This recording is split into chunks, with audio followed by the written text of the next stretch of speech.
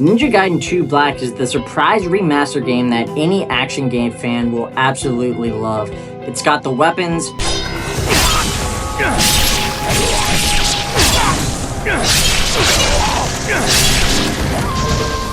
it's got all the added content from the Sigma games, it's got the fresh Unreal Engine 5 coat of paint with the visuals, and it's got all the blood and disgusting dismemberment that gamers like me sickeningly adore.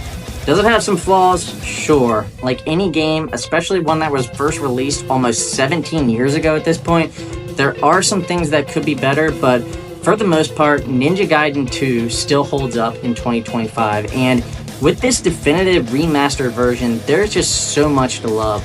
All the footage that you see here was captured on a standard PS5, and I did buy the game myself for $50 from the PlayStation Store. So without further ado, let's get into it. Alright, let's start off with combat. The action combat in this game is fast, flashy, and yes, very, very bloody. There are a ton of weapons at your disposal with around 10 primary weapons, 5 projectile weapons, and 4 arts or ninpo. But I honestly only really used the projectiles when the game forced me to. The bow and the cannon were decent though, and the arts I only really used when I was kind of in a pinch, like if I was running low on health and needed a bit of a boost to find my way out of a battle. But what most people are interested in would have to be the primary weapons. So you start off the game with the dragon sword, which is solid, but quickly you're given a lot of options to just flail, cut, and decimate your way through a variety of enemies. And despite all the weapon variety that is available, I actually found myself mainly going back to just 2 of them, that is the Lunar Staff and the Vigorian Flail. The Lunar Staff is just so OP, and it's really hard to put down after you max it out because it really is just so powerful. If you have enough space, all that you really need to do is just line it up, start swinging away, and watch as your enemies are cut apart. The Vigorian Flail is one that I also found really satisfying, especially in the werewolf level when Ryu has to deal with literally gangs of these guys just jumping him around every corner. The other weapon that I did have quite a bit of fun with as well was the Raven Claws. These can just really destroy people up close. Yeah, if this game sounds visceral, it is. With the weapon variety and the old school action combat that we haven't really seen for the last 10 years in video games, I think a lot of people will see this game and just get transported back to their teen years and childhood with the excitement. Or if you're a newcomer, there is a lot to enjoy as well, even if you're not used to the supposed level of difficulty that Ninja Gaiden usually puts forth. And let's talk about that for a minute, that is the difficulty, because at least for me, I found Ninja Gaiden 2 Black surprisingly easy. I did play through the game on the normal difficulty, and I only played the original before this. That is, I hadn't played any of the Sigma games, just the original Ninja Gaiden 2 from 2008. So to me, this game felt much easier than I remember it being. I think I only died on the normal difficulty through my playthrough here like twice. There are just so many grains of spiritual life to find in the levels, and if you take your time through the levels, you can find talismans of rebirth and health upgrades literally all over the place. So if you're new to this series, you should have no problem jumping in at the normal difficulty. If you have played the original Ninja Gaiden games or Ninja Gaiden Black before this one, I would definitely recommend something higher than normal unless you really just want to feel like a ninja god and scrape and eviscerate your way through hordes of enemies. But yeah, let's talk about the enemies a bit here. The enemy variety in Ninja Gaiden 2 Black is definitely part of what really makes this game so entertaining. You're not fighting the same enemies throughout the entire campaign like you do in a lot of other AAA video games these days. From other ninjas to bizarre looking creatures and literal monstrosities with chainsaws, this game has it all. But dear God, I hate the bloodthirsty freaking fish that just destroy me every time I jump in the water. Overall though, the enemy variety here is top notch. In terms of boss fights, there's also an interesting assortment with the fiends, a freaking water dragon, and even a nuclear armadillo. Like the game as a whole though, I found the bosses fairly simple enough. Like, you can basically upgrade your Lunar Staff and just spam the heck out of it to win some of these boss battles if you know how to dodge and jump at the right moments. I'm not saying that the bosses are bad, I think they are fair, but again, if you have played these games in the past, maybe consider playing on a higher difficulty. Okay, let's talk about the story. Here's the gist. The rival Black Spider Ninja Clan has attacked Hayabusa Village, and the demon statue is taken by the Queen of the Greater Fiends. So Ryu is going around the world hunting down and killing all the Greater Fiends in an effort to stop the destruction that is occurring. Sounds cool, but let's be honest though, the story here is borderline nonsense. And I don't mean that as a dig to the series. In fact, I actually enjoyed the story of the original Ninja Gaiden game. I just think that the developers of these games realized after the first one that the story isn't what really draws people in for these experiences.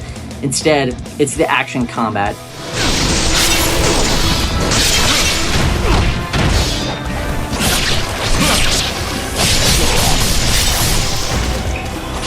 And in my experience, the story has never been the reason to play Ninja Gaiden games in the first place.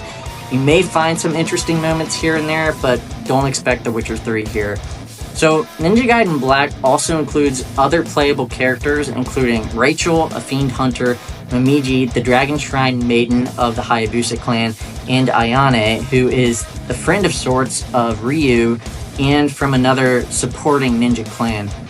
Of these three, I found Rachel to be the absolute worst to play as. I enjoyed her level, but compared to the rest of the game, the Warhammer just wasn't as much fun as a weapon. It just wasn't doing it for me.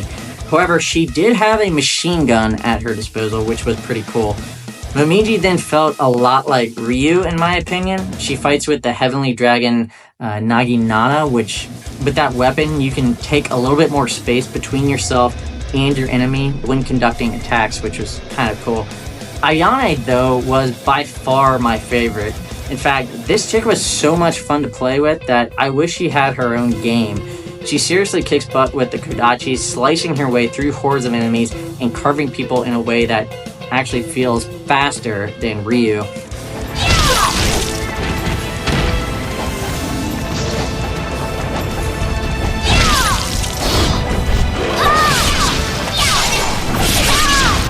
In other words, Ayane felt like the fastest moving playable character in the game, and again, because of that, I wish there was more time dedicated to her in the game itself.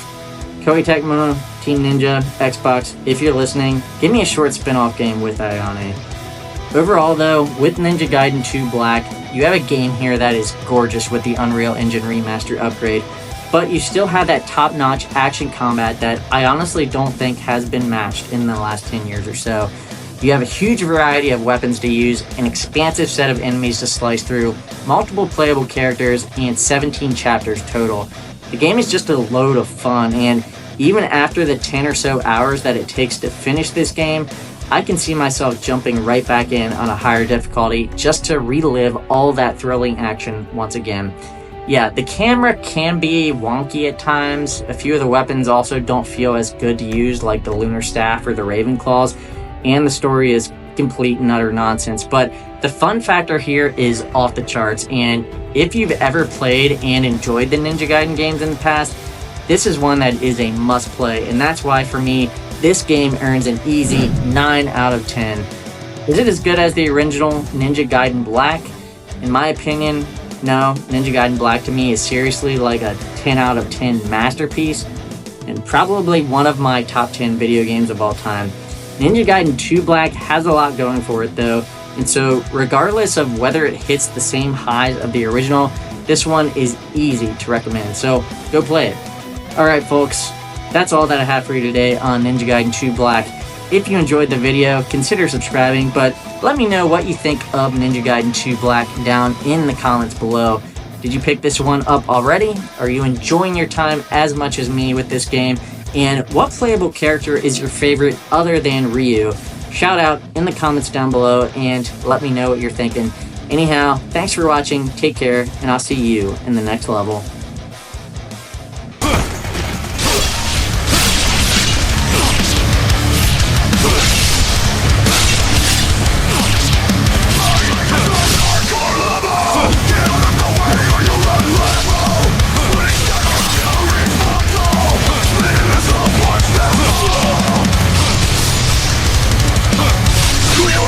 I don't need your say.